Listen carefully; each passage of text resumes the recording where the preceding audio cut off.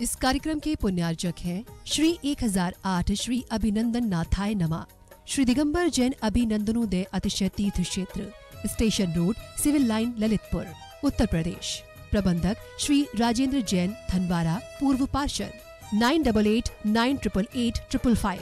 प्रबंधक श्री मोदी पंकज जैन, वरिष्ठ पार्षद, 9450037469। अंतर्गत श्री दिगंबर जैन समाज पंचायत समिति रजिस्टर्ड, ललितपुर, उत्तर प्रदेश। अध्यक्ष इंजीनियर अनिल जैन, अंचल, 9415112333। महामंत्री doctor Akshay Jain Tadaiya, 9415509458। Senior manager Sharad Kumar Jain, Malaya, 7080732808। Bank का नाम सेंट्रल बैंक ऑफ इंडिया, शाखा SVJ inter college, Lalitpur, Uttar Pradesh, 284403। खाता नाम श्री पार्श्वनाथ दिगंबर जैन अतिशय क्षेत्र, क्षेत्रपाल मंदिर, स्टेशन रोड, ललितपुर। खाता क्रमांक 5269974732। IFSC code CBIN 0283297। आपके द्वारा दिया गया दान 80G एवं 12A में आयकर मुफ्त रहेगा।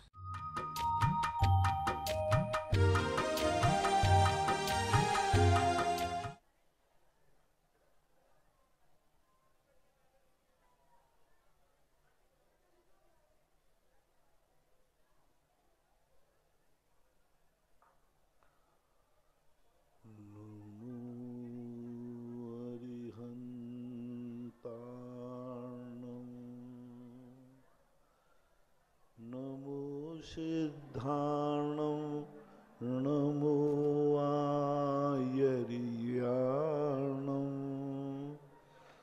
नमो वज्रायाणं नमो लोये सवसाहूर्णं।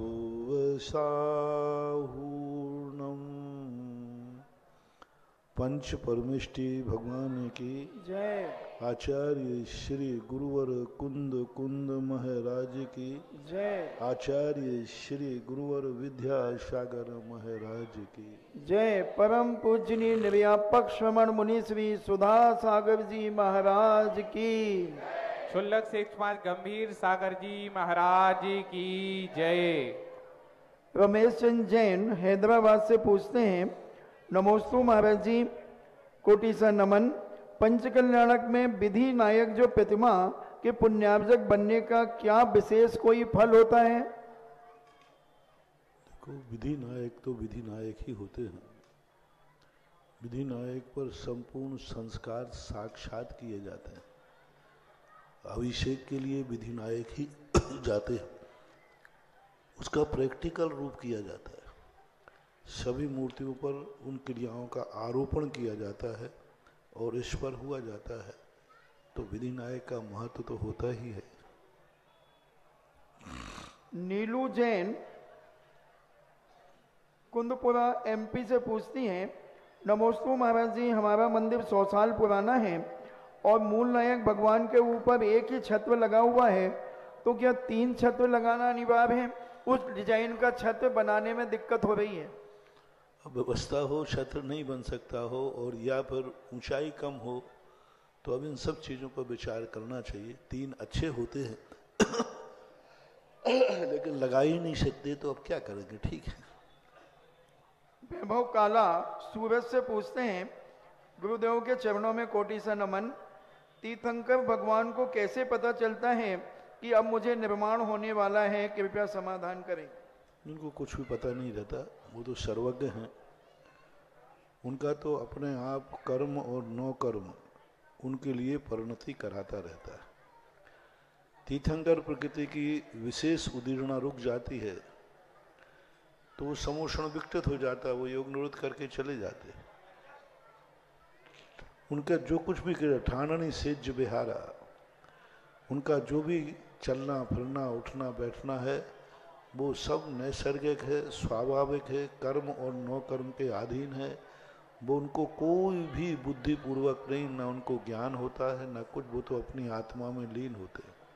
सारी 3 लोक की बातें उनके ज्ञान में झलकती जरूर है, 3 लोक उनके ज्ञान में झलक रहा है, सब कुछ झलकता है, लेकिन वो अनुभव नहीं करते, उपयोग तो उनकी आत्मा में ही स्थिर रहता है, ऐसा मानना चाहिए। श्रीमती माधवी जैन बनगांव दमोह से पूछती हैं, गुरुदेव के चरणों में बारंबार नमोस्तु। गुरुदेव, अतिशय क्षेत्र किसे कहते हैं तथा देवों की कितनी शक्ति होती है, समाधान दें। अतिशय क्षेत्र जो होते हैं ये भक्तों की भक्ति से प्रकट होते हैं। भक्तों की ऐसी भक्ति होती है कि उन मूर्तियों में, उन क्षेत्रों में कुछ अतिशय प्रकट हो जाते हैं, वे अतिशय क्षेत्र हो जाते हैं। हालांकि अतिशय क्षेत्र नाम का कोई शब्द हमें आगम में नहीं मिला, देखने में नहीं मिला। सिद्ध क्षेत्र शब्द मिला है और तीर्थ मिला है,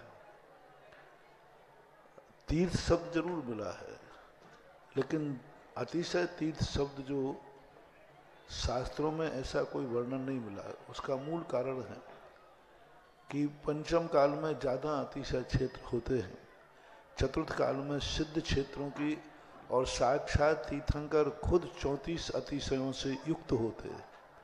तो उनकी महिमा होने के कारण से अतिशय क्षेत्रों का कोई उल्लेख ऐसा चतुर्थ काल में कोई अतिशय तीर्थ क्षेत्र रहा है, ऐसा कोई आगम में उल्लेख देखने में नहीं आया। मात्र जहाँ भगवान के 4 कल्याणक होते हैं, उन कल्याणकों को तीर्थ नाम जरूर दिया है कि जहाँ भगवान का गर्भ, जन्म, तप, ज्ञान होते हैं, वे एक तीर्थ के रूप में माने जाते हैं। तो अतिशय का अर्थ यही हो जाता है कि पंचम काल में भक्तों की भक्ति से कोई ऐसी घटना घट जाए जो सहज हो, बिना प्रेरक प्रेरणा के हो, बिना प्रेरक निमित्त के बिना सहज में घटित हो, उसको अतिशय बोल देते हैं। देवों की शक्ति कितनी होती है? देवों की शक्ति अणिमा, महिमा आदि 8 रिद्धियां होती हैं और 8 रिद्धियों के माध्यम से वो अपना सारा जीवन चलाते हैं। महेंद्र पत्रकार इंदौर से पूछते हैं, नमोस्तु गुरुदेव, सुखी रहने व खुश रहने के लिए निरंतर धन लोग कमाते रहते हैं और पुण्य के पुरुषार्थ को भूल जाते हैं। महाराज जी, क्या धन और सुख सुविधाओं में शांति, संतुष्टि मिल सकती है? ये तो मेरे से ज्यादा आप लोग खुद जानते हैं। आप लोग खुद जानते हैं कि कितनी औषधि को जो व्यक्ति भोजन बना लेगा वो कहाँ तक सुखी रहेगा, ये बात समझ में नहीं आई। ये औषधियां हैं, अर्थ और काम, ये 2 पुरुषार्थ जिंदगी की औषधि हैं। जो बीमार हैं, कसायों से युक्त हैं, वो इन सब चीजों को औषधि के रूप में ग्रहण करें, ऐसा जैनागम का कथन है। अर्थ को मात्र अपना विनिमय है, एक उपयोग करना है, आवश्यकताओं की पूर्ति करना है। अर्थ ही यदि हमारा साध्य हो जाएगा तो वो ऐसे ही दुखी हो जाएगा जैसे औषधि को कोई भोजन बना ले, मात्रा में ना खा करके औषधि पेट भर के खा ले। भोजन पेट भर के किया जाता है, ऐसे ही कोई दवाई है, व्यक्ति खा ले, बोले जब तक पेट नहीं भरेगा हम तब तक दवाई खाएंगे, तो बचेगा कि मरेगा? मरेगा। इसी प्रकार अर्थ है, एक उसकी मात्रा है, उस मात्रा के अंतर्गत तुम रहोगे तो फायदेमंद है, अन्यथा वो भी नुकसान का कारण बनता है। परिग्रह विग्रह मूल हेतु, ऐसा मानना है। Yashwant Singhai, retired GST officer, Lalitpur. नमोस्तु महाराज जी, गुरुदेव, आंसू के बारे में कहा जाता है कि आंसू एक अजीब कहानी है, खुशी और गम दोनों की निशानी है, समझाने वालों को अनमोल और न समझने वालों को पानी है। आंसू के बारे में यह भी कहा जाता है कि इनका कोई वजन नहीं होता, परंतु जब आंसू निकल जाते हैं तो मन हल्का क्यों हो जाता है? आंसू जो है एक ऐसी पौद्गलिक क्रिया है, हालांकि शरीर की बहुत सारी क्रियाएं मानसिक होती हैं।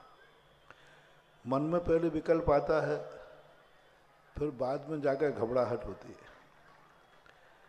इसी प्रकार से बहुत सारी भी क्रियाएं ऐसी होती हैं जो मन से उत्पन्न होती हैं, और मन से जो उत्पन्न होती हैं उनके लिए विचार करना पड़ता है। आंख के आंसू भी एक तो होता है किसी की आंख में डिस्टर्ब हो जाए, और एक होता है भावनाओं से। जब उद्रेक आता है, उद्रेक आने से आंसू झलक उठते हैं। आंसुओं के संबंध में बहुत सारी कहानियां हैं।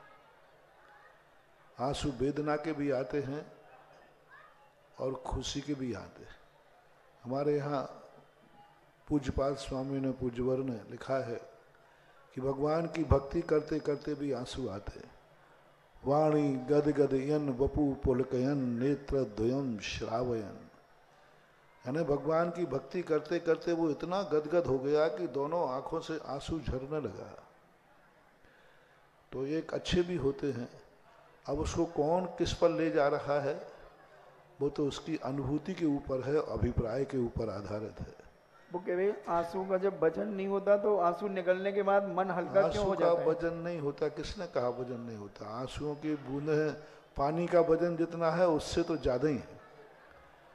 पानी की बूंद का वजन और आंसू के वजन में बहुत अंतर है। दोनों में वजन में आंसू का वजन ज्यादा है, क्योंकि आंसू में और भी तरल पदार्थ हैं जो भारी हैं। आंसुओं में नमक की मात्रा ज्यादा है, आंसुओं में और भारी चीजें भी हैं। इसलिए इसका प्रतीक प्रमाण है, एक पानी का छांटा कागज पर लगा दीजिए और एक आंसू का छांटा लगा दीजिए, किसका दाग देखने में आएगा?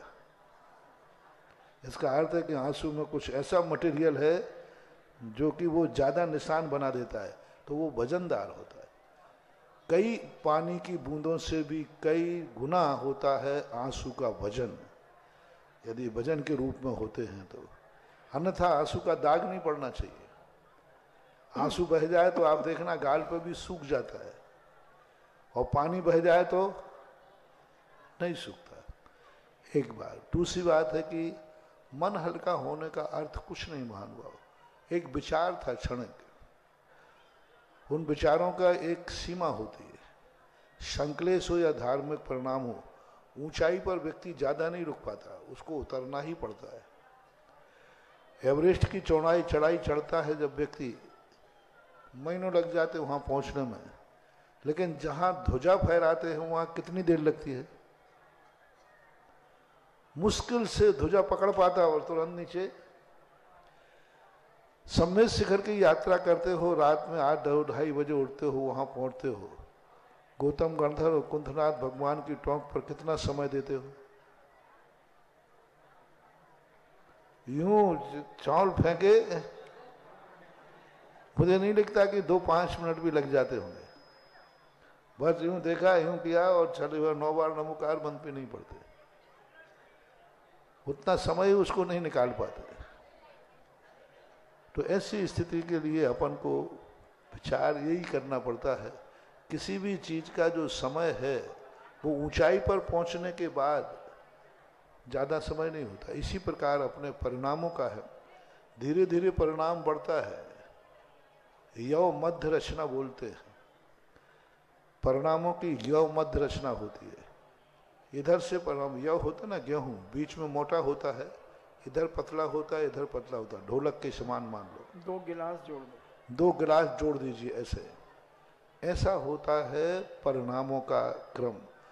चढ़ते हुए जाते हैं और एक पॉइंट पे 1 सेकंड को रुकेंगे, 1 सेकंड का समय को, और फिर उतर जाते। उत्कृष्ट परिणाम एक समय से ज्यादा नहीं होता है, इस सिद्धांत का वचन है। उत्कृष्ट परिणाम एक समय का ओनली, क्योंकि यहां से चढ़ता हुआ जाएगा पॉइंट, बीच में एक समय फिर उतार चालू हो जाता है। तो इस अपेक्षा से परिणामों की जो स्थितियां बनती हैं वो अधिक समय तक उत्कृष्ट रूप में नहीं रह पाती हैं, और जैसे आंसू निकल गया, समय निकल गया, परिणाम उतर जाते हैं। श्रीमती सोनल आशीष जैन अहमदाबाद से पूछते हैं, नमोस्तु गुरुदेव, जिज्ञासा यह है कि कोई व्यक्ति पूरे जीवन में कभी दान नहीं करता और उसके मरने के बाद उनके परिवार वाले उनके नाम से दान देते हैं, शांति धारा करवाते हैं, प्रतिमाची आदि स्थापित करवाते हैं, तो इसका पुण्य उस व्यक्ति को लगेगा या उस परिवार को लगेगा? उसको तो नहीं लगेगा, लेकिन आपको बहुत भारी लगेगा पुण्य, क्योंकि आपने पूर्वजों की संपत्ति को धर्म की तरफ मोड़ दिया। तो ये तो निश्चित हो गया कि अगली इस बार तुम्हें जो पूर्वजों की वसीयत मिली है उसमें से आपने तुरंत कुछ दान दिया है, तो अगली बार तुम्हें बाप की वसीयत 100 गुनी मिलेगी, वसीयत बढ़ जाएगी तुम्हारी, और बड़ा धस्त मिलेगा। पूर्वजों का जो है अनाथ नहीं होगे, उनकी छाया बनी रहेगी, वो तुम्हें अनाथ छोड़ करके नहीं मरेंगे, क्योंकि आपने पूर्वजों की दी हुई संपत्ति से इससे उनकी स्मृति में काम कराना, उनकी स्मृति में दान देना, उनकी संपत्ति में से दान देना, ये सब आप लोगों की सांसारिक दृष्टि से आप लोगों को बहुत फायदा होता है। पितरों का जो आशीर्वाद होता है, पितरों की जो परंपरा, वो तो आशीर्वाद देते नहीं, वो तो चले गए, लेकिन उनकी दी हुई संपत्ति को या उनके किए हुए उपकारों को यदि हम कहीं स्मृति में भी लाते हैं तो बराबर उनका गृहस्थ की दृष्टि से वो आपको नैतिक कार्य, जैसे सिद्ध भगवान मोक्ष चले गए, हम लोग उनकी स्मृति करते हैं, उनकी स्मृति से जाप देते हैं, उनके नाम की जयकार बोलते हैं, उनके नाम का मंदिर बनवाते हैं, बैठालते हैं, तो ये सारे के सारे महान पुण्यबंध के कारण हैं, ये मोक्ष मार्ग है। ऐसे ही आप लोग अपने पूर्वजों के लिए इस प्रकार के स्मृति आदि में दान देते हैं तो वो ठीक है, ऐसी परंपरा होती है। ऑनलाइन जिज्ञासाओं के पश्चात जिनवाणी चैनल, सुधा कलश चैनल, आदिनाथ टीवी के माध्यम से देख रहे लाखों लाख भक्त और यहाँ उपस्थित जन समुदाय की ओर से जगतपुर निर्यापक श्रवण मुनि पुंगव श्री सुधा सागर जी महाराज जी के चरणों में बारंबार नमोस्तु नमोस्तु नमोस्तु। छुल्लक श्री गंभीर सागर जी महाराज जी के चरणों में बारंबार इच्छामी इच्छामी इच्छामी। जगतपुर निर्यापक श्रवण मुनि पुंगव सुधा सागर जी के नाम की एक ऐसी महिमा है, उनकी तप और साधना का इतना प्रभाव है कि वो जिस नगर में बैठ जाते हैं, चाहे भली वो छोटा नगर हो, वो बड़ा नगर बन जाता है, और जिस कार्यक्रम में उनका सानिध्य मिल जाता है वो बहुत बड़ा कार्यक्रम हो जाता है। आज ऐसा ही कुछ बड़ा टीकमगढ़ नगर में हुआ है। महाराज श्री आपके सानिध्य में क्या पता क्या चमत्कार है कि लोग जो सोचते नहीं है उससे कई गुना काम होता है, वैसा आज टीकमगढ़ में हुआ है। ऐसा काम हुआ ना आज तक टीकमगढ़ वालों ने सोचा था, ना आसपास के जिले वालों ने सोचा था कि जगतपुर का जब सानिध्य मिलेगा तो टीकमगढ़ वाले भी इतिहास रच देंगे। आज पात्र चयन का दिन था पंचकल्याणक प्रतिष्ठा महोत्सव के, और लोग कह रहे थे कि बाजू में ललितपुर है, इन लोगों ने बहुत बड़ा इतिहास रखा, सबसे बड़े सौधर्मिंद की बोली गई। अब टीकमगढ़ में क्या देखते हैं, कहा चलो टीकमगढ़ में वहां से कम समाज है तो 50% राशि का तो कम से कम सौधर्मेंद्र बनना ही चाहिए, बात चल रही थी। तब एक बात आई कि महाराज जी ललितपुर में तो आपके 3 चातुर्मास हो चुके हैं, उसके बाद 700 कलश से ऊपर की वहां बोली गई थी, लेकिन टीकमगढ़ वाले भी आपके ऐसे भक्त हैं कि केवल 3 दिन का ही मात्र समय मिला और इतनी बड़ी बोली लगा दी। आज सौधर्मिंद की जो सबसे बड़ी बोली यहाँ पर टीकमगढ़ में लगी है, आज तक इतिहास में ऐसा नहीं हुआ। 355 कलश के माध्यम से सौधर्मिंद बनने का सौभाग्य प्राप्त किया श्रीमान जिनेन्द्र जी जैन ककड़ारी परिवार ने। महाराज श्री के सानिध्य की कुछ ऐसी महिमा ही है कि टीकमगढ़ वालों को भी लग रहा था कि जाएगी 111 कलश की, और क्या इससे ज्यादा थोड़ी ना जाएगी, लेकिन जहां पर महाराज जी विराज जाते हैं, उनकी साधना, उनका तप का इतना प्रभाव है, लोगों के भाव इन गुरुदेव के दर्शन करके अपने आप बड़े हो जाते हैं। और महाराज जी अब लोग कह रहे थे कि जब 3 दिन के सानिध्य से इतना बड़ा काम हो गया, तो जब हमारे पड़ोसी ललितपुर को 3 चातुर्मास मिल गए तो 1 चातुर्मास तो अब टीकमगढ़ को भी मिलना चाहिए। जय हो। क्योंकि महाराज जी अब हम लोग पीछे हटने वाले नहीं हैं। अभी आज जो पात्र चयन में उत्साह दिखा, उससे कई गुना उत्साह अब पंचकल्याणक प्रतिष्ठा महामहोत्सव में दिखने वाला है।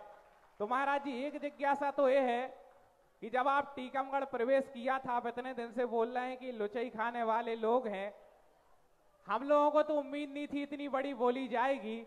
आपको इन लोगों को देख करके लग रहा था कि हम लोग तो भक्त हैं, दिल में आपको बसाए हैं, लेकिन अब हमारे टीकमगढ़ वालों को कितने नंबर मिलेंगे और आज का जो उत्साह दिखाया उसके लिए कुछ आशीर्वाद महाराज जी चाहते हैं। दो सब बाकी देखो, बड़ा आदमी और छोटे आदमी में अंतर होता है। बड़ा आदमी कितनी बड़ा आदमी करे तो कोई कहते हो तो बड़ा आदमी है, लेकिन छोटा आदमी थोड़ा सा भी काम करता है तो कहते बाप बहादुर है।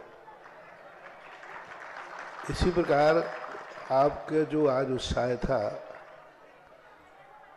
ललितपुर का उत्साह, तो जो बोलियां गई हैं वो तीर्थ क्षेत्र की बोलियां गई हैं।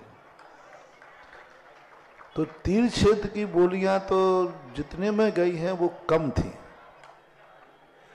और ये जो बोली गई है एक जिनालय की गई है, तो ये ललितपुर से भी कई गुनी आगे। जय हो जय हो। वो तीर्थ था, वो तीर्थ अभिनंदनोदय तीर्थ बना है। वहां एक मंदिर नहीं, नंदीश्वर है, बड़े बाबा का मंदिर है, रजत चौबीसी है, त्रिकाल चौबीसी है, कीर्ति स्तंभ है, 1008 प्रतिमाएं हैं। इन सबको यदि बंटवारा करते हैं परसेंटेज में तो टीकमगढ़ नंबर 1 पे आता है। मूर्तियों की गणना करते हैं तो मंदिरों की गणना हुई। यहाँ एक मंदिर है, वहां कितने मंदिर बता दिए मैंने अभी। मूर्तियों की संख्या की गणना करते हैं तो वहां कितने, 1100 थे, 12 है ज्यादा, 1375 मूर्तियों पर सौधर्मिंद 700 कलश का था। और यहाँ की टोटल मूर्तियां 95 यहाँ 95 मूर्तियां हैं। तो आप खुद जबकि जमा लो, 1375 और 95 यानी 10%। तो अब एक मूर्ति पर कितना जाएगा और वहां एक मूर्ति पर कितना जाएगा आप लगा लो। 1375 में 700 कलश का भाग दे दो, और यहाँ 95 में 350 कलश का भाग दे दो।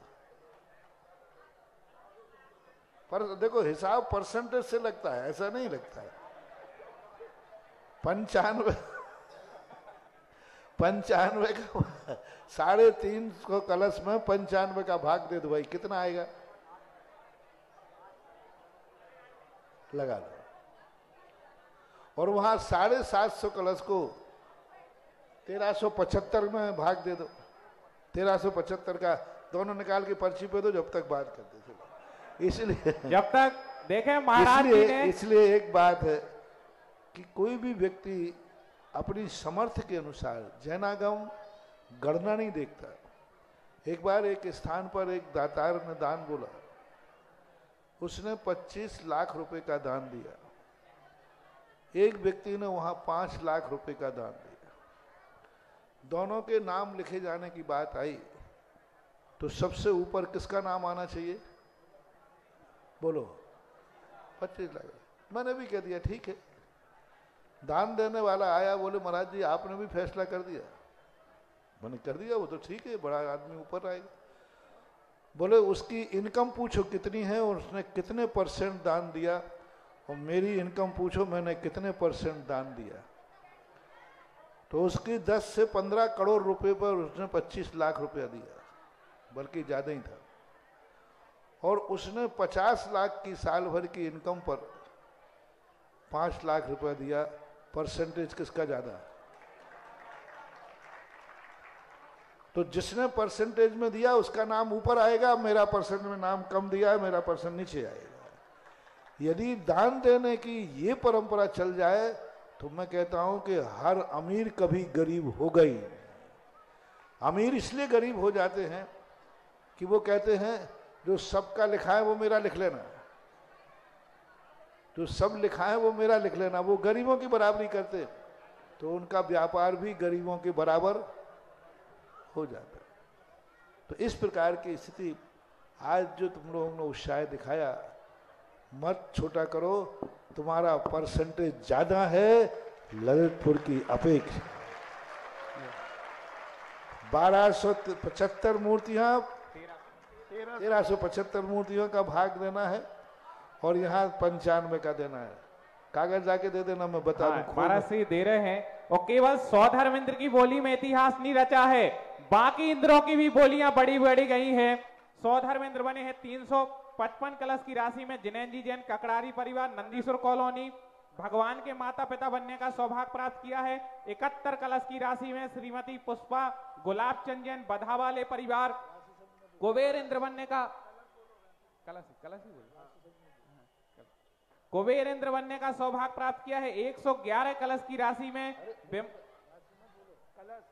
111 कलश, हाँ 111 कलश में विमल कुमार जी जैन मालपीता परिवार। महायज्ञ नायक बनने का सौभाग्य प्राप्त किया है 101 कलश में रमेश चंद्र नायक परिवार। मूल नायक भगवान को विराजमान करने का सौभाग्य प्राप्त किया है 111 कलश में श्री राजीव जी जैन वर्धमान परिवार। भरत चक्रवर्ती एवं बाहुबली में भी महाराज श्री यहाँ अतिशय हुआ, दोनों भाइयों ने, सगे भाइयों ने एक साथ भरत चक्रवर्ती और बाहुबली बनने का सौभाग्य प्राप्त किया। संजय जी जैन मड़ावरा परिवार। यज्ञ नायक एवं विधि यज्ञ नायक विराजमान करने का सौभाग्य 55 कलश की राशि में राजीव जैन वर्धमान परिवार। राजा श्रेयांश बनने का सौभाग्य प्राप्त किया 31 कलश में गजेंद्र चौधरी लुइस अध्यक्ष जी ने। और राजा सोम बनने का सौभाग्य प्राप्त किया है 31 कलश में विमल कुमार जी जैन विमल इलेक्ट्रिकल्स। ईशान इंद्र बनने का सौभाग्य प्राप्त किया 24 कलश में अशोक जैन अस्तोन परिवार। सानत कुमार इंद्र बनने का सौभाग्य प्राप्त किया 21 कलश में बालचंद जैन अतुल हार्डवेयर। और माहेंद्र इंद्र बनने का सौभाग्य प्राप्त किया 21 कलश में सीलचंद जैन कारी सजावट वाले। इतनी बड़ी बड़ी बोलियां आज यहाँ पर हो चुकी हैं, ये निश्चित रूप से जगतपुर निर्यापक श्रमण सुधा सागर जी महाराज जी के सानिध्य का प्रभाव है। नहीं तो इतना किसी टीकमगढ़ वालों ने सोचा नहीं था, वो तो हम सबके पुण्योदय से महाराज जी टीकमगढ़ आ गए और इतना बड़ा काम हो गया। अब ललितपुर वाले भी बैठे हैं, सीलचंद जी, हाँ सीलचंद जी बैठे, और ये विकास भी सब। ये साहब सुनो, अशोक देलवाड़ा नहीं बैठा, अशोक देलवाड़ा बैठे रहो, सुने आपका रिजल्ट खुल रहा है। ललितपुर वालों ने जो भी बोलियां ली है वो प्रति मूर्ति 53,454 रुपया दिया गया है। और यहाँ पर अकेले एकमात्र इंद्र की बात कर रहा हूँ, और यहाँ पर प्रति मूर्ति में 3,73,684 रुपया दिया। जय हो। कितना गुना ज्यादा हो गया भाई, 53,000 और सीधा 3 लाख, सीधा सीधा ले लो। यानी यहाँ की बोली ललितपुर से 6 गुना अधिक गई है में। हिसाब ज्यों का त्यों, कुनवा डूबा क्यों। महाराज जी का तो ऐसा आशीर्वाद, महाराज जी जहां पहुंचते हैं वहां पूर्व के सारे रिकॉर्ड टूट ही जाते हैं, और आज भी कुछ ऐसे ही रिकॉर्ड टूटे हैं।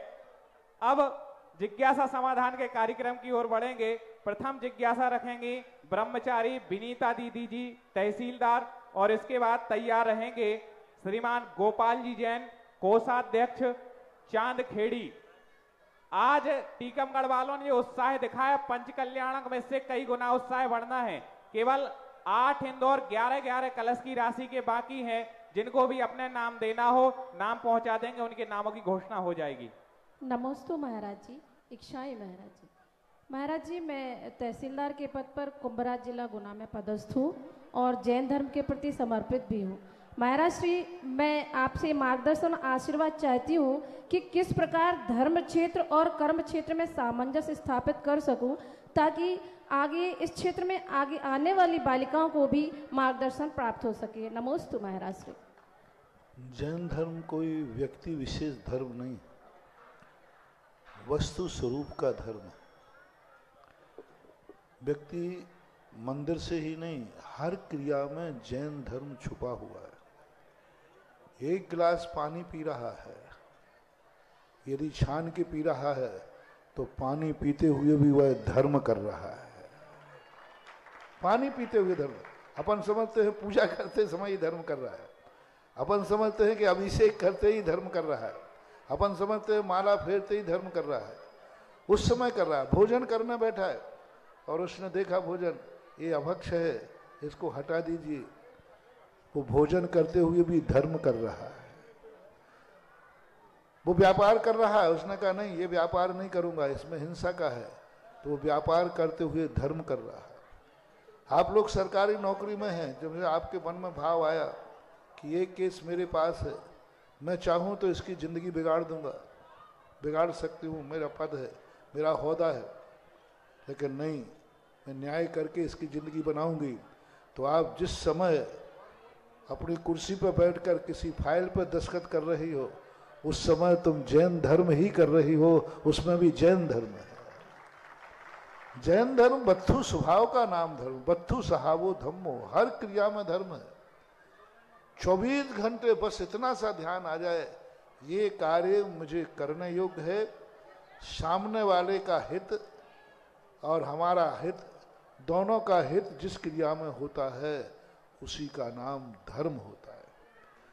इसलिए हर बार, जैसे मान लीजिए और छोटा सा कार्य ले, आप भोजन बना रहे हैं, बनाते समय आपने विवेक लगा कि ये वस्तु नहीं, आप नहाने गए हैं, आप नहाते समय वो प्रयोग करते ना साबुन का, आपने कहा कि नहीं ये साबुन ठीक नहीं है, इसमें चर्बी हो सकती है, ये देख करके आपने वो साबुन रख दी और दूसरी साबुन आपने बाजार से ली, तो आप नहाते समय जैन धर्म से नहा रहे हैं।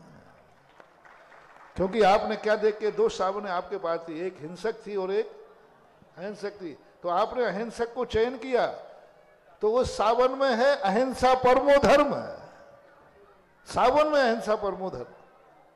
सब क्रियाओं में, उठते बैठते चलते फिरते बोलते समय हमें शब्द बोलना है, ये शब्द कितना दुखदाई है कि नहीं है, अहिंसा धर्म है।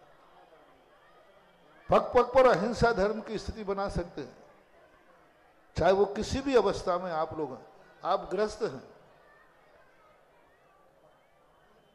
आप गृहस्थी में प्रवेश करना चाहते, गृहस्थी बसाना चाहते, शादी करना चाहते, आपने तुरंत कहा गृहस्थ तो बनूंगा, लेकिन मेरे पास कुलीन कन्या हो जो संस्कार देवे, हमारे कुल के योग्य हो, हम जिस परिवार को अपना रिश्तेदार बनाएंगे वो परिवार धर्मात्मा हो, भगवान को मानने वाला हो, गुरु को मानने वाला हो, वहाँ सद्विचार हो, सद आचार हो।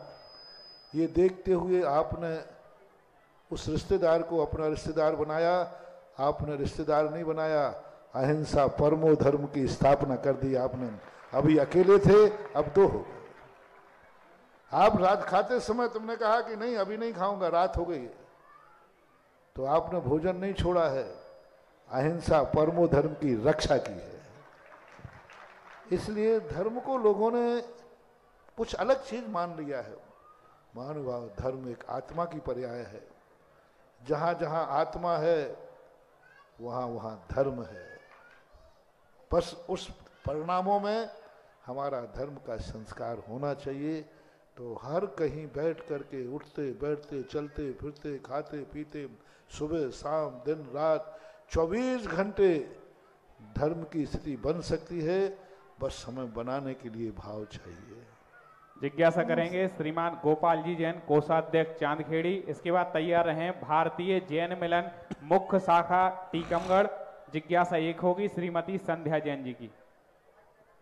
अज्ञानियों में, भ्रमित लोगों में, नादान लोगों के अंदर अपनी देशना और जिज्ञासा के माध्यम से आध्यात्म का मार्ग बताने वाले जिज्ञासा समाधान के प्रणेता निर्यापक श्रमण मुनि पुंगव श्री सुधा सागर जी महाराज के पवित्र पावन चरणों में चंद्रोदय तीर्थ क्षेत्र कमेटी की ओर से त्रिकाल बार नमोस्तु भगवन, नमोस्तु भगवन, नमोस्तु भगवन छुल्लक गंभीर सागर जी के इच्छामी महाराज जी, इच्छामी महाराज जी, इच्छामी महाराज जी। महाराज, काफी बातें हमारे भैया ने कही। आज ललितपुर का जो वैभव हमने देखा है, मैंने क्या पूरे हिंदुस्तान ने देखा है। इतिहास के अध्याय रचे गए हैं, चाहे वो घंटा हो, चाहे वो झंडा हो, चाहे वो मूर्तियों का हो, चाहे कलाकारी का काम हो, और जो क्षेत्र का विकास हुआ है, पूरा हिंदुस्तान स्तब्ध है आपका आशीर्वाद, सानिध्य, आपका मार्गदर्शन पाके। आज मैं टीकमगढ़ आया, सवेरे मैंने देखा मात्र 2 दिन के अंदर जिस तरह से यहां भक्तों का अंबार समूह उमड़ रहा था और जो एक इतिहास का नया निर्माण हुआ, महाराज जी हमारे पास में शब्द नहीं है। मेरे शब्द उन लोगों के लिए हैं, आपके सानिध्य में हुए काम को हृदय के अंतल स्तर से हम मिटा नहीं सकते।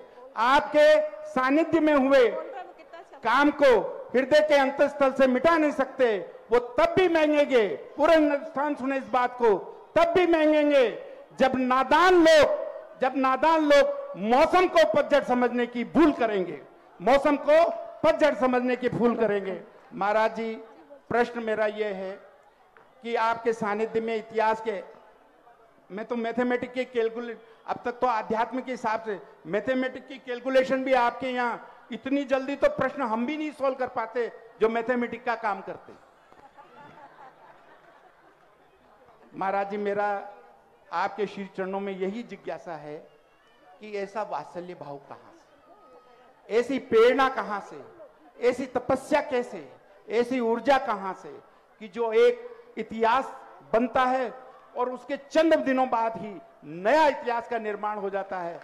ऐसा कैसा चमत्कार महाराज जी, कृपया हमारा मार्गदर्शन करें। इसी के साथ में एक महाराज जी क्वेश्चन, आदिनाथ भगवान का जन्मोत्सव आ रहा है 16 मार्च को, क्योंकि पूरे हिंदुस्तान में हम आदिनाथ के भगवान के जन्म, क्योंकि हमारे प्रथम तीर्थंकर हैं देवादिदेव, कैसे मनाएं? नमोस्तु भगवान, नमोस्तु भगवान। किसी भी चीज को कीर्तिमान बनाना नहीं पड़ता। हमें कीर्तिमान नहीं चाहिए, हमें कीर्ति चाहिए। कीर्ति के साथ मान शब्द लग गया, वो खत्म हो गया, और मान हट गया तो कीर्ति का कोई सीमा नहीं होती। कीर्ति मान की सीमा होती है, कीर्ति की कोई सीमा।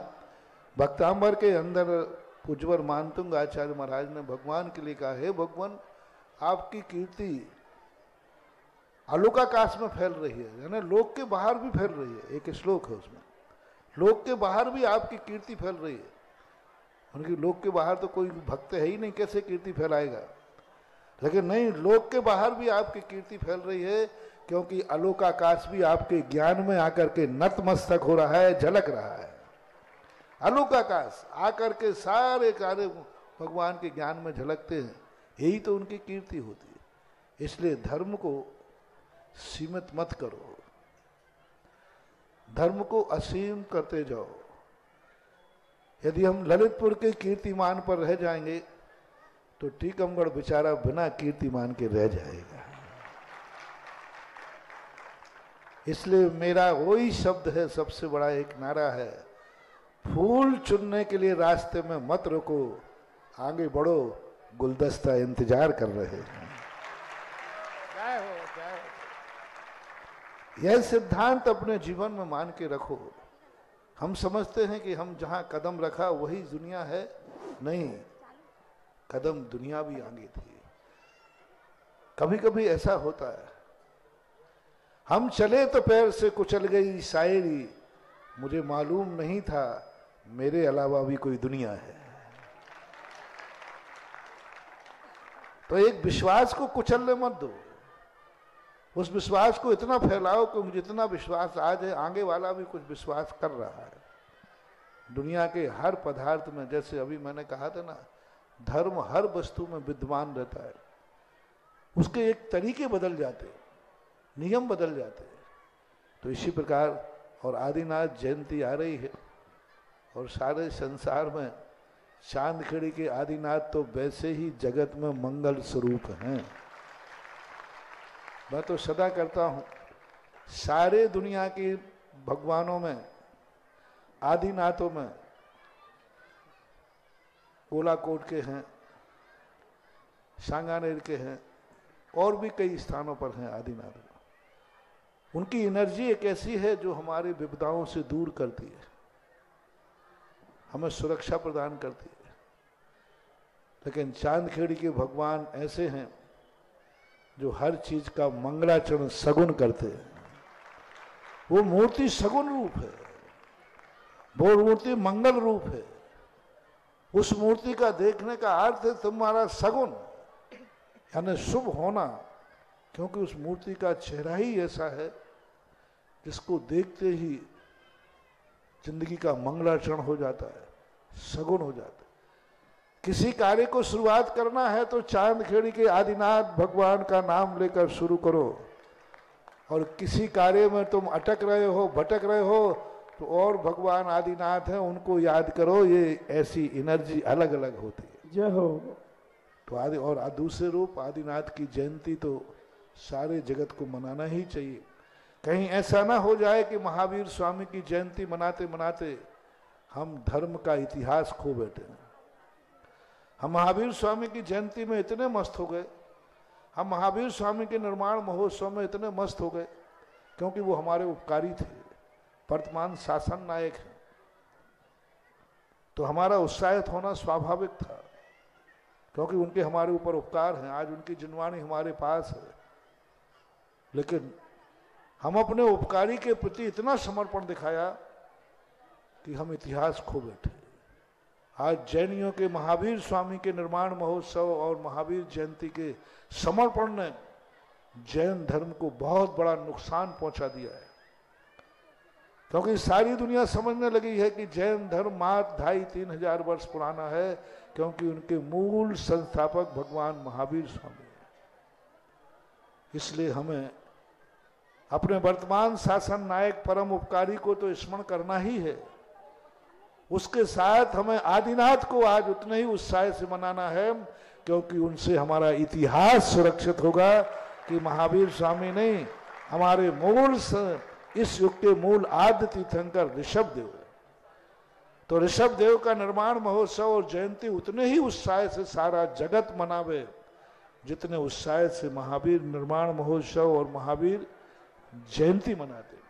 हर गांव-गांव में, घर जहां-जहां जो उत्साह महावीर जयंती पर होता है, जो कार्यक्रम, जो महोत्सव, महीनों पहले महावीर जयंती की तैयारियां चलती हैं, ऐसे आदिनाथ की तैयारियां चलना चाहिए। ऐसे ही आदिनाथ के निर्माण महोत्सव को मनाना चाहिए, जिससे सारी दुनिया ये जान सकेगी कि नहीं, महावीर स्वामी के पहले भी 23 महातीर्थंकर हुए हैं। यह इतिहास प्राग इतिहास है। इसलिए आदिनाथ भगवान के संबंध में मैं बहुत बार बोल चुका हूँ, जीवित करना चाहिए। नमोस्तु भगवान। जिज्ञासा करेंगे भारतीय जैन मिलन मुख्य शाखा टीकमगढ़, और इसके बाद तैयार रहेंगे श्रीमान सीलचंद जी जैन अनोरा दाऊ। भारतीय जैन मेलन मुख्य शाखा टीकमगढ़ की ओर से महाराज जी को तिकाल नमोस्तु नमोस्तु नमोस्तु। चुल्लक जी महाराज को इच्छामि इच्छामि इच्छामि। महाराज जी, जिज्ञासा यह है कि जब समूह शरण में सभी शंकाओं का समाधान स्वयं हो जाता है, तो फिर राजा श्रेणिक ने 60,000 प्रश्न क्यों किए? प्रश्न जब भगवान बोलते हैं उस समय कोई प्रश्न नहीं होता, स्वतः ही समाधान होता है। लेकिन भगवान 24 घंटे थोड़ी ना बोलते हैं, 2.25 घंटे एक टाइम में ध्वनि कीर्ति है। 2.25 घंटे प्रातःकाल, 2.25 घंटे मध्याह्न में और 2.25 घंटे संध्या काल में। 3 का उल्लेख है। कुचित का ज़्यादा प्रकीर्णम में 4 का भी उल्लेख मिलता है अर्धरात्रि में, लेकिन वो प्रभावमान नहीं, 3 का है। तो अब 2.25 घंटे 3 बार खिल गई। और शेष समय जब भगवान मौन होते हैं, गणधर परमेष्ठी आदि बैठे रहते हैं, उस समय जाकर के उन प्रश्नों को उठते हैं। गणधर परमेष्ठी को 60,000 प्रश्न होते हैं, तीर्थंकर उनको प्रथम श्रोता को होते हैं। तो उस समय प्रश्न उठते हैं और उन प्रश्नों का समाधान होता है। एक बात।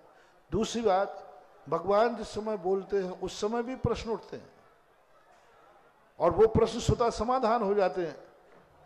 तो भगवान की वाणी में आ जाता है, यह प्रश्न फलाने व्यक्ति ने किया है, उसको वो सुनाई पड़ जाता है।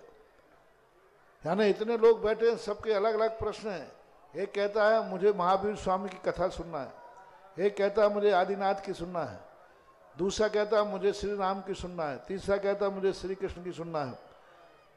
तुरंत कनेक्शन चालू होगा और अपने अपने कानों में अपनी अपनी कथा शुरू हो जाएगी। वो कहेगा प्रभु आज प्रवचन में क्या सुना? वो कहता मैंने महावीर की कथा सुनी। बोले महावीर की मैंने आदिनाथ की सुनी, वो कहा मैंने श्री राम की सुनी। तो पता चला जितने श्रोता थे, जिनकी जो इच्छाएं थी, उन इच्छाओं को बताने वाले भगवान होते हैं कि इतने श्रोताओं के प्रश्न थे आज जिनका समाधान दिव्य धुनी में आया। गंधर्व परमेष्ठी जान लेते हैं कि इस सभा में बैठे हुए आज इतने लोगों ने अपने मन में प्रश्न किया।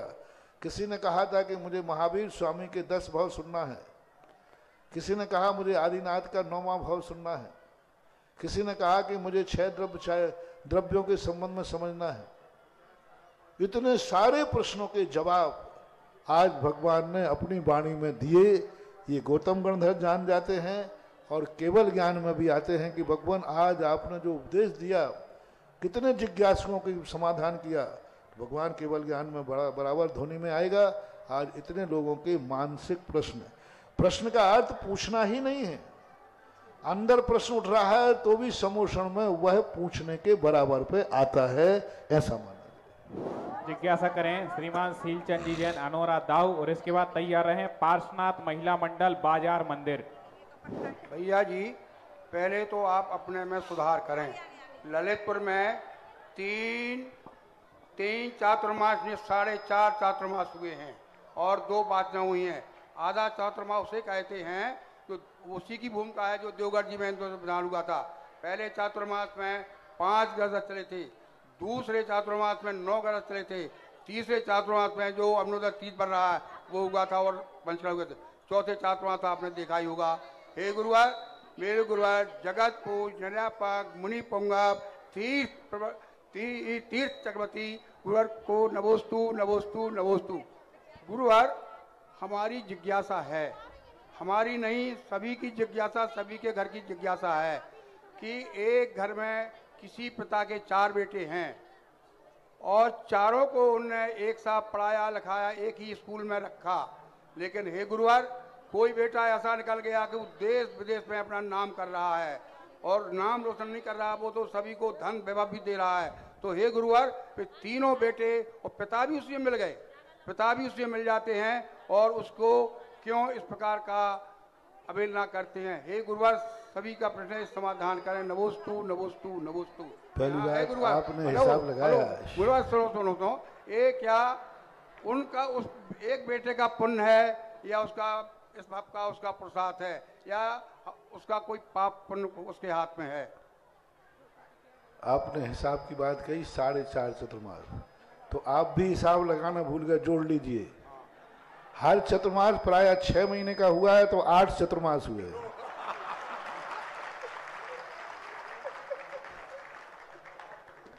जनवरी फरवरी हो ही जाते, क्योंकि पंचकल्याण हुआ है प्राय तो हो जाता है।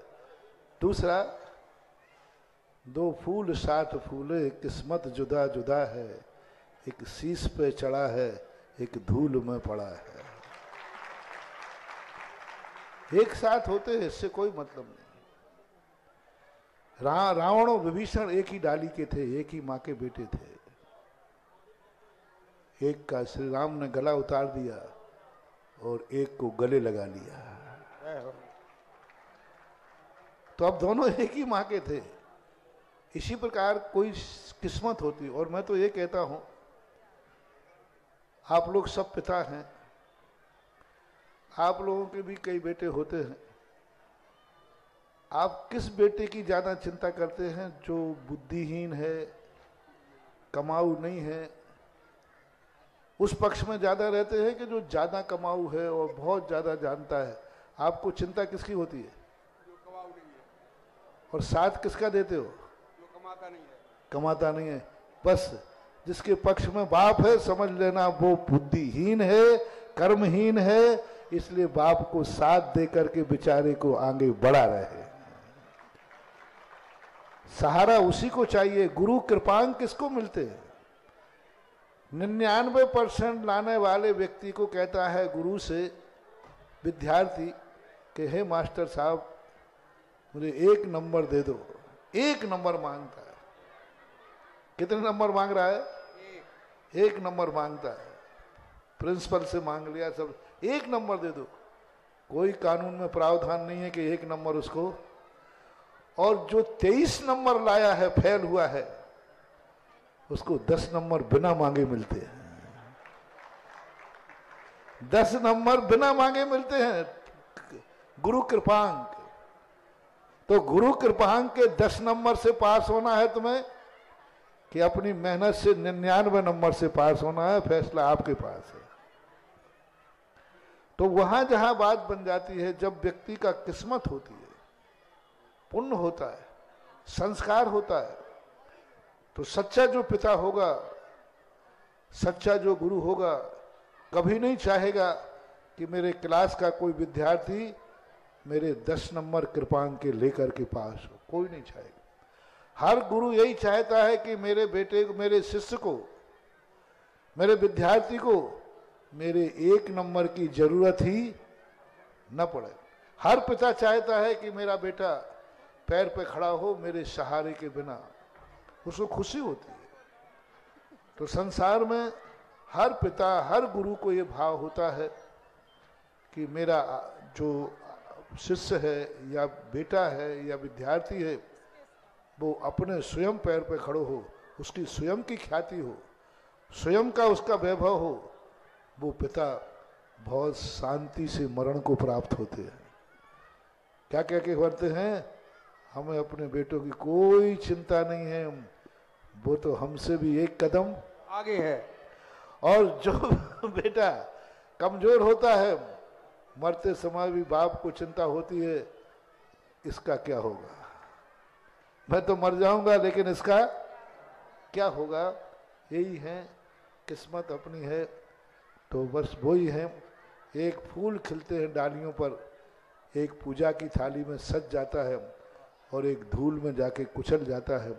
तो ये सब अपना योग्यता, उपादान की परिणति का परिणाम होता है। जिज्ञासा करेंगे पार्श्वनाथ महिला मंडल बाजार मंदिर से शोभा मोंगना जी, और इसके बाद तैयार रहेंगी श्रीमती ज्योति जी जैन, जिनेन जी जैन, सौ धर्मेंद्र परिवार।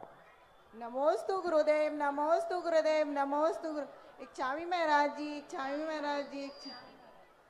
हे गुरुदेव, देव शास्त्र गुरु के सानिध्य में यदि कोई गलती हो जाती है तो हमारे मन में संकल्प विकल्प परिणाम होते हैं, और यदि हम किसी भी साधु के पास प्रायश्चित लेने के लिए जाते हैं तो वो कहते हैं कि प्रायश्चित आचार्य गुरुदेव से लिया जाता है। इसके लिए हम लोग क्या करें, इसका समाधान कीजिए। नमोस्तु गुरुदेव। बात तो प्रायश्चित का जो विधान है वह व्रतों से चालू होता है, वृत्ति से चालू होता है।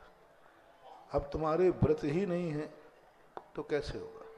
प्रायश्चित उसका दिया जाता है जिससे अब दोबारा गलती ना हो।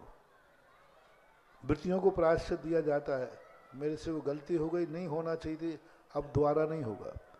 लेकिन तुम जिन चीज़ों का प्रायश्चित लेते हो वो तो कल फिर होना है। एक ने कहा, महाराज जी मेरे गाड़ी से एक चूहा कुचल गया, प्रायश्चित दे दो। नहीं, तुम कल फिर कुचलोगे। प्रायश्चित जब मिलेगा जब आज के बाद हम गाड़ी ही नहीं चलाएंगे तो फिर प्रायश्चित दिया जाएगा, क्योंकि प्रायश्चित के प्रत्याख्यान के बाद प्रायश्चित है।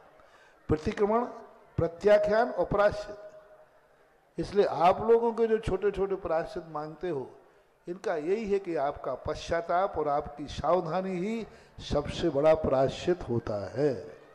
और अब जो जिज्ञासा करने वाले हैं वो एक ऐसे परिवार जिन्होंने आज के दिन टीकमगढ़ नगरी में इतिहास रच दिया, ऐसे श्रीमान जिनेन्द्र जी जैन, सौधर्मेंद्र, श्रीमती ज्योति जी जैन, सची इंद्राणी, जिन्होंने आज सबसे बड़ी बोली ली है। जोरदार तालियां बजा करके जय हो करें। जिज्ञासा करेंगी सची इंद्राणी जी। और इसके बाद तैयार हैं श्रीमती सोनाली जैन मोहरा। महाराज श्री के चरणों में सौधर्मेंद्र परिवार की तरफ से त्रयवार नमोस्तु नमोस्तु नमोस्तु। छुल्लक जी को इच्छामी इच्छामी इच्छामी। मुनि श्री, मेरे किस पुण्य के उदय से मेरे अंतरंग के परिणाम में जो भाव होते हैं वो सौधर्मेंद्र जी पूरी कर देते हैं। क्या बात है।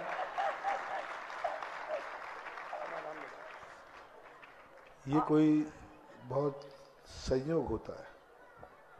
पुण्य का जब तीव्र उदय होता है, जन्म जन्म का कोई मीत होता है, वह व्यक्ति इस प्रकार के अच्छे कार्यों को पूर्ण करने के लिए तत्पर रहता है। तो यह नियम से कोई ना कोई पुण्य तो है ही कि जो भावना घर का एक सदस्य करे उसे पूर्ति करने के लिए दूसरा सब कुछ निछावर कर दे, तो ये नियम से कोई पुण्य की ही बात होती है। अन्यथा तो राग द्वेष होते, झगड़े होते हैं और उन इच्छाओं के विपरीत व्यक्ति मिलते हैं, तो अशुभ कर्म का उदय पुण्य तो है ही जो इस प्रकार का सहयोग।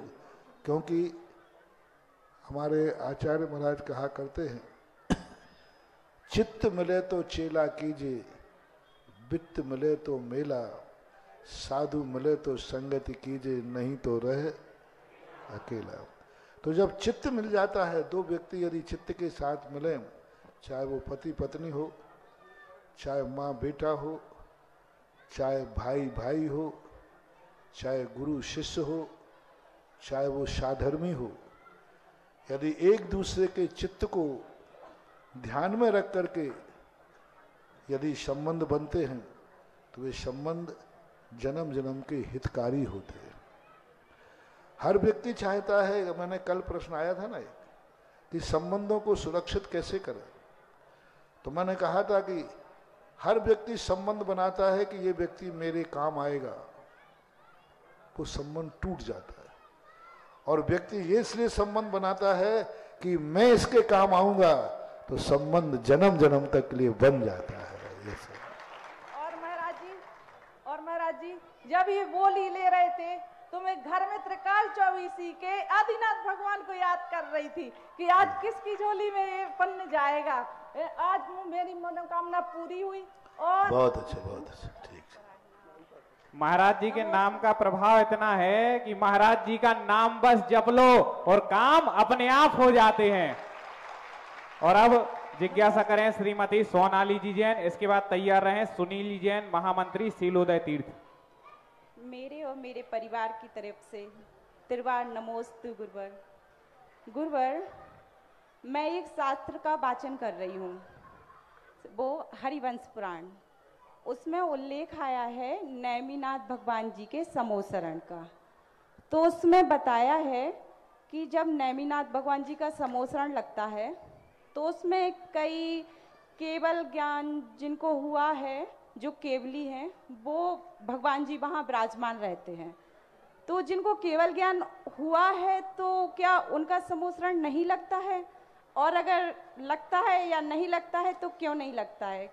नमोस्तु गुरुवर। सामान्य केवलियों का समोषण नहीं होता है, गंधकुटी होती है, लेकिन वे स्वाभाविक रूप से तीर्थंकर की पुण्य प्रकृति के कारण से सामान्य केवली जिनका कोई उपयोग नहीं हुआ, कोई वाणी नहीं सुनते, वो खुद सर्वज्ञ हैं, लेकिन तीर्थंकर प्रकृति के पुण्य के प्रताप से उनकी मुनियों की सभा में केवली भगवान भी आके विराजमान हो जाते हैं।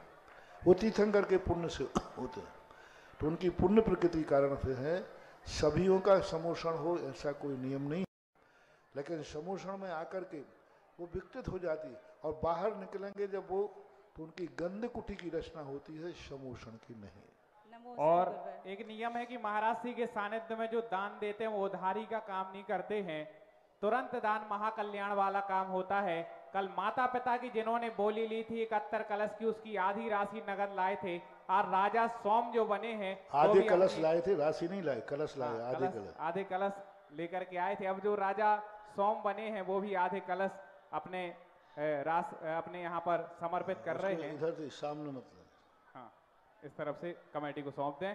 और जिज्ञासा करें श्रीमान सुनील जी जैन, महामंत्री सीलोदय तीर्थ। और तैयार है श्रीमती जयंती। ये जो कोई भी चीज है साधु के सामने मत लाओ, क्योंकि मेरे सामने आते ही वो नरियल के समान निर्माण हो जाएगी और कमेटी को नहीं, मालिक हो जाएगी।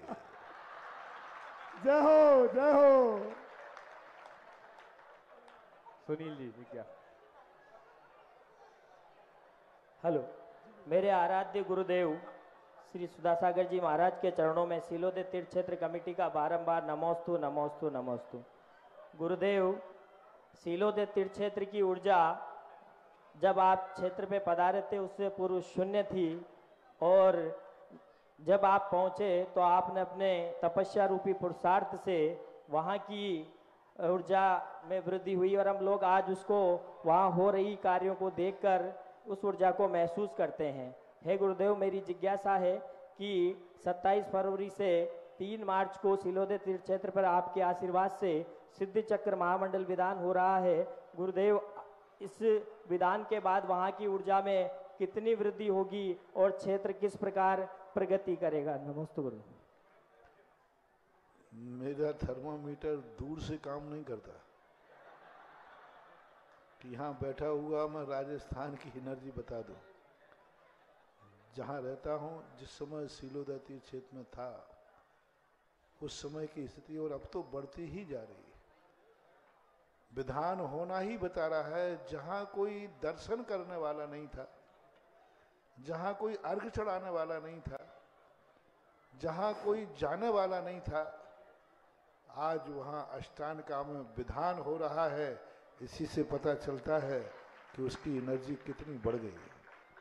आज लोग वहाँ विधान करने जा रहे हैं, जहाँ पर ये निर्णय था कि अब यहाँ पर कौन अभिषेक करेगा, कौन मूर्तियों की सुरक्षा करेगा।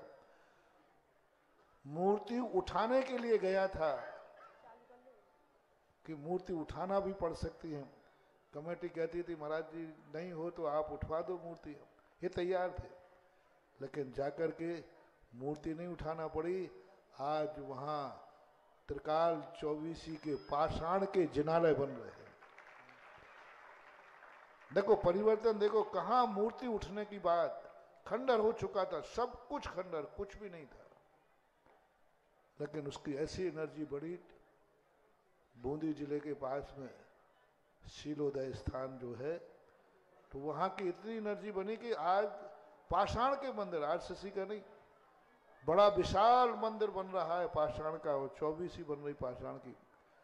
अब वो खंडहर नहीं, अब एक बहुत बड़े तीर्थ क्षेत्र के रूप में उभर रहा है। विधान आदि होना ये उस एनर्जी में वृद्धि ही करते हैं, और विधान होना भी अपने आप में एक शुभ सगुन है। नमस्ते। जिज्ञासा करें श्रीमती जयंती जी जैन अलिया, इसके बाद तैयार रहें राजा सोम विमल कुमार जी जैन। गुरुवर के चरणों में अलिया परिवार का त्रिवार नमोस्तु नमोस्तु नमोस्तु।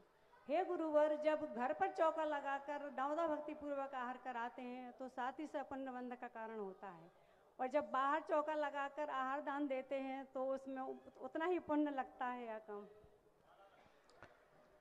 गृहस्थ जहां भोजन करता है वही उसका घर है। गृहस्थ ना बाहर होता है और ना अंदर होता है। वो जहां भोजन करता है वही उसका घर है। एक बार चर्चा में आया कि वृत्ति 8-9 प्रतिमाधारी कोई किसी चौके में आहार दे सकता है कि महाराज? यदि उसका वहां निमंत्रण है, वो जहां भोजन करेगा उसका वही घर है, तो उसको देने में कोई बाधा नहीं होती। इसलिए आप जब बाहर चौका लगाते हैं तो महाराज को ये आहार देते हैं कि आप लोग भी भोजन करते हैं? करते हैं महाराज जी। हैं? करते हैं। आप लोग भोजन करते हैं तो वही आपका घर है। चाहे तीर्थ हो और चाहे मकान हो, तो वह घर मान करके, क्योंकि रामचंद्र जी के यहाँ आहार हुए ऐसा सुना है। पूज्य रविशरण महाराज ने श्री पद्म पुराण में लिखा कि 2 चारण रिद्धिधारी महाराजों के आहार रामचंद्र जी के चौके में हुए। तो रामचंद्र के चौके में क्या हुए? तो अयोध्या में था उनका चौका, था घर तो अयोध्या में था, वो तो वनवास के समय थे। लेकिन पूज्यवर रविशरण महाराज ने उसी स्थान को रामचंद्र जी का घर माना जिस वनवास में थे, क्योंकि वहीं उन्होंने भोजन करते थे, तो वही उनका घर है, ऐसा शास्त्रों में उल्लेख मिलता है। महाराज जी, पर मन नहीं मानता कि गुरुवार के चरण घर में नहीं पड़े। वो बात एक अलग है, भावना की बात है। और जहां तुम बाहर करो, जहां चरण पड़ जाए वहीं की मिट्टी ला दो, तो तुम्हारा वो घर में रख कर देना शुद्ध तो हो जाए। चरण पड़ गए उसके, और क्या। जिज्ञासा रखें राजा सोम परिवार, और इसके बाद तैयार रहें हुकुम चंद जी जैन गुड़ा वाले। पूज्य निर्यापक मुनि सुधा सागर जी महाराज के चरणों में कोटि शाबंदन। इच्छामी महाराज श्री इच्छामी। गुरुवर, आज बोली तो हमने ली, परंतु पुत्रों को इस राशि का भुगतान करना है, तो गुरुवर ये पुण्य ये पुरुषार्थ किसका है, हमारा है या हमारे बच्चों का है गुरुवर? बेटे कितने बड़े हैं? तुम्हारा जी कितने नमोस्त। बड़े हैं? एक बेटा तो इतना बड़ा, 25 दूसरा विदेश में है। 30-40 साल का तो हो गया। तो 30-40 साल तक जो तुमने इनको शुरू में से जब से जन्म दिया है तब से खिलाया है, पढ़ाया है, रोटी खिलाई, कपड़े पहनाए और भी खर्चे उठाए, उन सब का हिसाब इनको दे दो और कह देना बेटा वो सोमचंद की वो बोली में चुका देना, हिसाब बराबर हो गया। कहाँ दे रहे हो? नमोस्त गुरुवर, नमोस्त गुरुवर। कहाँ बेटों से ले रहे हैं? बेटों को दिया है, अभी मैं ब्याज लगा दिया चक्रवर्ती ब्याज का, तो अभी ये कुछ भी नहीं है। हाँ, तो ये नहीं होता परस्पर में उपग्रह। कल बाप था जो बेटे की हर इच्छा पूरी करता था, आज बेटे का कर्तव्य है कि अपने पिता की हर इच्छा पूरी करे। यही तो है परस्पर उपग्रह जीवाना। गुरु चरणों के अनन्य भक्त भाई पंकज पार्षद जी ललितपुर से अपनी पूरी टीम के साथ आए हैं, आए और श्रीफल अर्पित करके। भाई संजीव भाई भी पूरी टीम के साथ आए और गुरु चरणों के अनन्य भक्त हैं। हुकुमचंद जी जैन गुड़ावाले और तैयार रहेंगे राजीव जी जैन, शीघ्रता से माइक पहुंचा दें।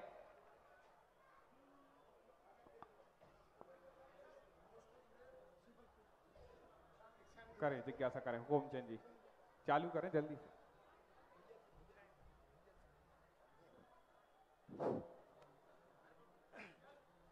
बोलो 1008 पंगो सागर महाराज की जय, सागर महाराज की जय, गंभीर सागर महाराज की जय। महाराज जी, जो पहले माता पिता बन जाते इसके बाद कोई और पद पर बन सकता है कि नहीं बन सकता है?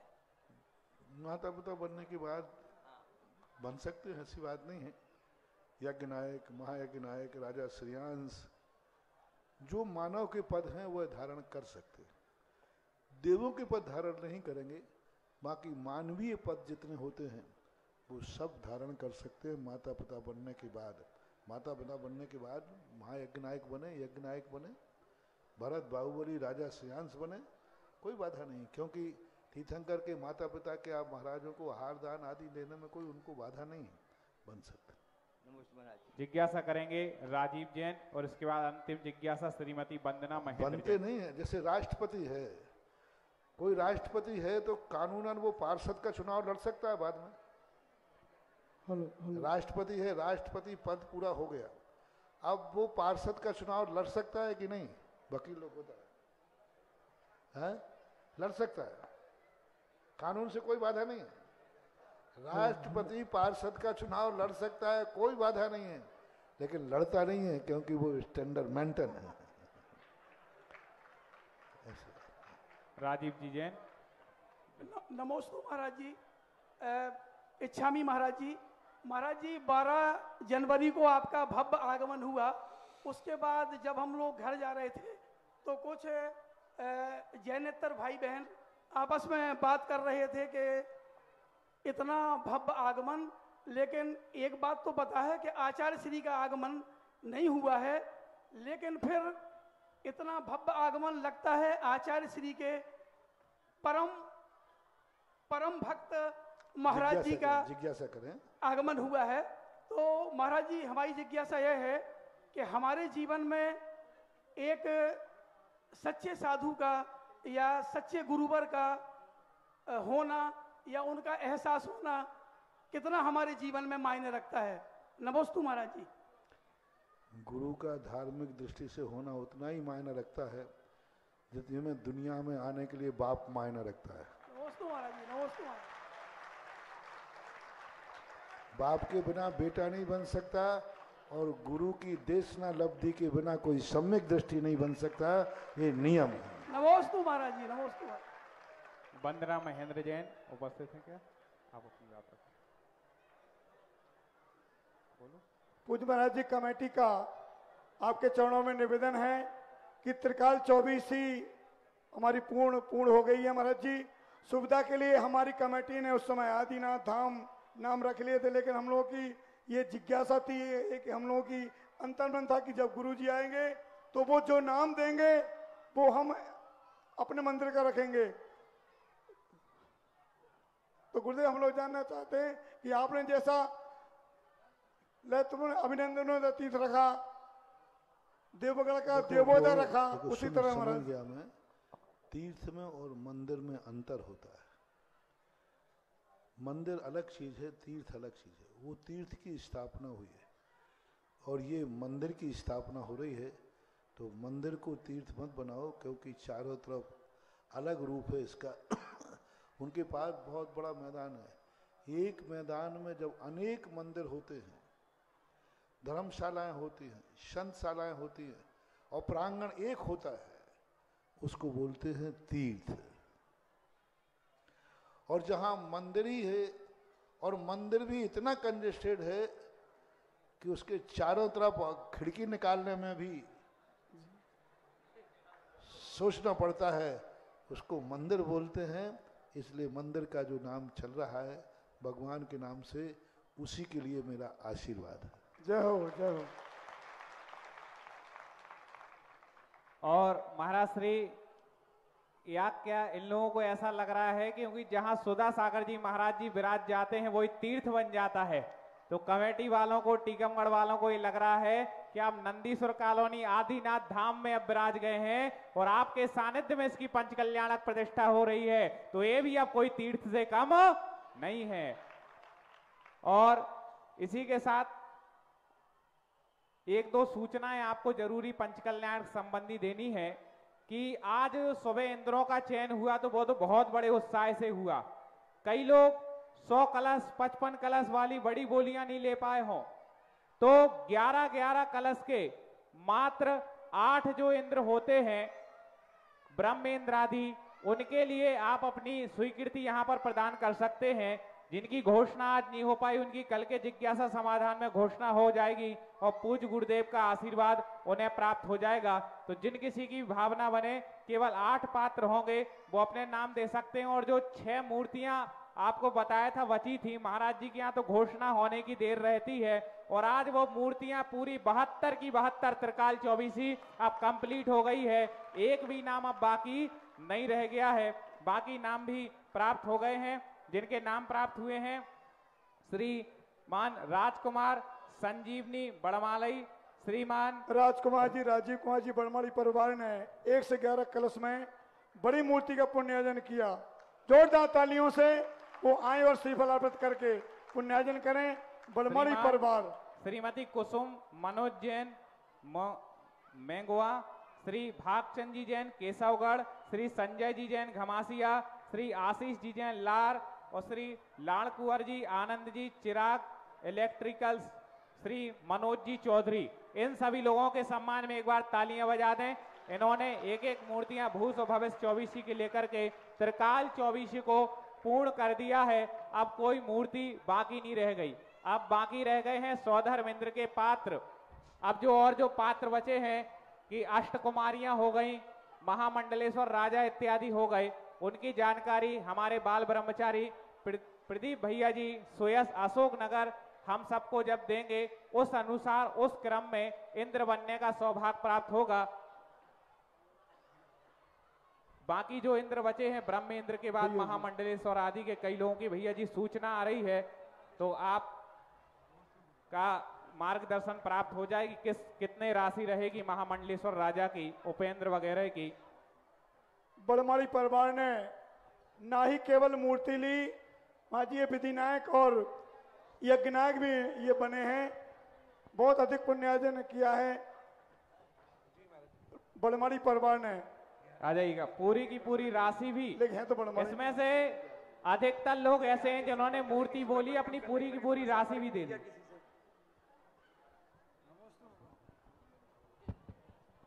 सभी पात्र ध्यान दें, जो पात्र बन चुके हैं और जो नहीं बन पाए हैं, ब्रह्मेंद्र लांताविंद शुक्र शतार आनंद प्राणत आरण अच्युत कमेटी वाले कार्यकर्ता संपर्क करें, क्योंकि अब बोली लगाने का समय बिल्कुल नहीं है। मात्र 11 कलश की राशि घोषित की है।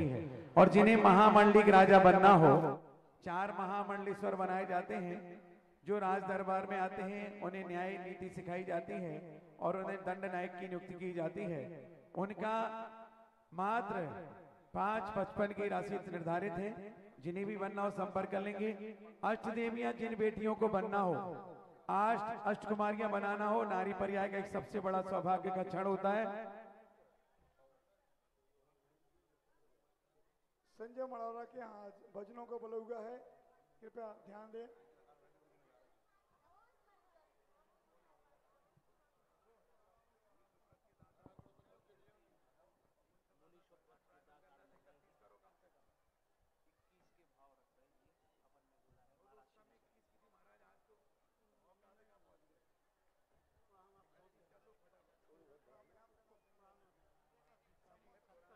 भैया जी जैसा भी निर्देश देते हैं उस क्रम के अनुसार इंद्रों का चयन होगा। आप ध्यान से सुने और अपने भाव बना करके कमेटी तक प्रेषित करें। कल के जिज्ञासा समाधान के लाइव में उनकी घोषणा होगी और उनके परिवार को आशीर्वाद मिलेगा। चलिएगा मुनि सुब्रतनाथ भगवान जो कि हमारे मूल नायक भगवान विराजमान करता, ये वर्धमान परिवार से जिनकी पहले से निर्धारित थी, आज उन्होंने मूल नायक बड़े भगवान को अर्जित किया है। भाई मुनि सुब्रतनाथ भगवान को 25 कलश के माध्यम से श्रेष्ठी श्रीमान संजय जी धमासिया इन्होंने पुण्यार्जन करने का सौभाग्य प्राप्त किया। आप जोरदार तालियां बजा करके इनका आभार व्यक्त करें। मैं कह रहा था अष्टदेवियां जिनको बनना हो मात्र 1,11,000 की राशि निर्धारित है। जिन्हें अपने बच्चों को लौकांतिक देव बनाना हो उसकी राशि हमारे पास 51,000 रुपए की राशि निर्धारित है। 56 देवियां जिन बेटियों को बनाना हो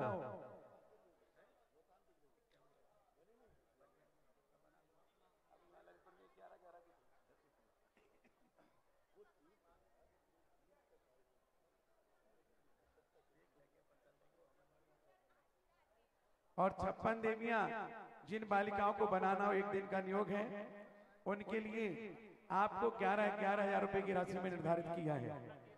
जिन्हें जिस क्रम में लिखना हो कमेटी संपर्क करें और अपना पुण्य जागृत करें। श्रीमती नीति जैन महामंडलेश्वर राजा 5:55 में बनेंगे और भैया जी ने जैसा निर्देश दिया अष्ट कुमारियां 1:11 में 6 तो नाम पहले ही से ही आ चुके हैं अष्ट कुमारियों के। 6 आ चुके हैं। मात्र 2 नाम और चाहिए हैं 1:11 के, जिनके पहले आएंगे उनको मौका मिलेगा।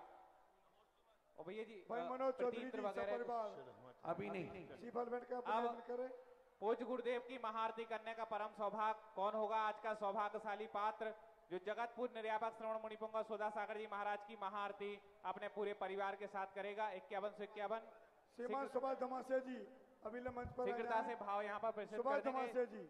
जगतपुर निर्यापक श्रवण मुनिपुंगा 11,111 11,111 जगतपुर निर्यापक श्रवण मुनिपुंगा सुधा सागर जी महाराज की महाआरती करने का सौभाग्य।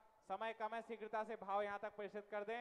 11,111 सुभाष धमासिया जी श्रीफल अर्पण करके पुण्यार्जन करें। 11,111 रुपए 1, 11,111 2, समय कम है, बोली छोड़ रहा है और किसी का भाव प्रेषित कर देंगे। 11,111 रुपए 1, 2, 2.5, पौने 3 और 11,111 रुपए 3। ये सौभाग्य प्राप्त किया है समण संस्कृति संस्थान सांगानेर के स्नातक किसका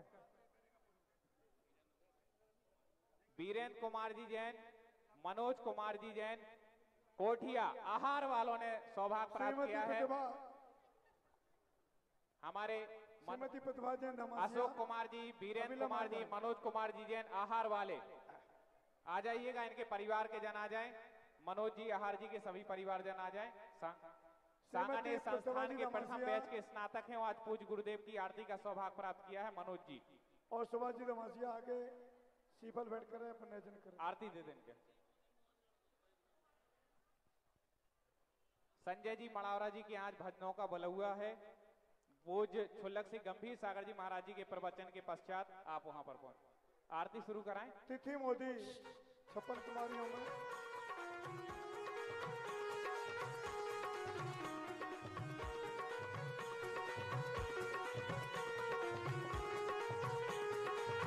आरती का थाल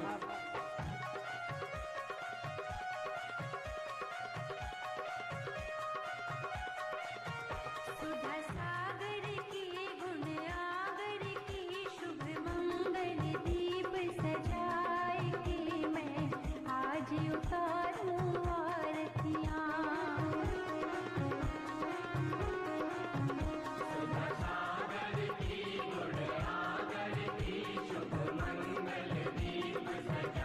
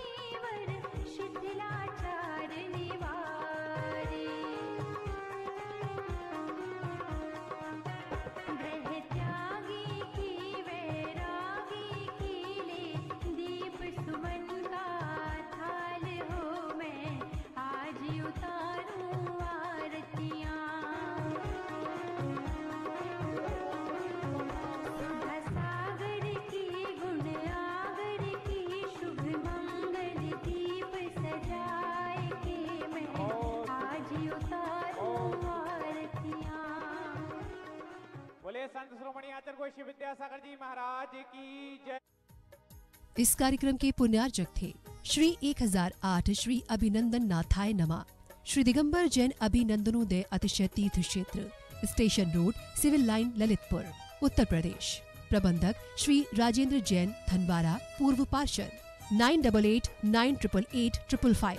प्रबंधक श्री मोदी पंकज जैन, वरिष्ठ पार्षद 9450037469। अंतर्गत श्री दिगंबर जैन समाज पंचायत समिति रजिस्टर्ड, ललितपुर, उत्तर प्रदेश। अध्यक्ष इंजीनियर अनिल जैन, अंचल 9415112333। महामंत्री doctor Akshay Jain Tadaiya 9415509458। Senior manager Sanat Kumar Jain, Malaya 7080732808।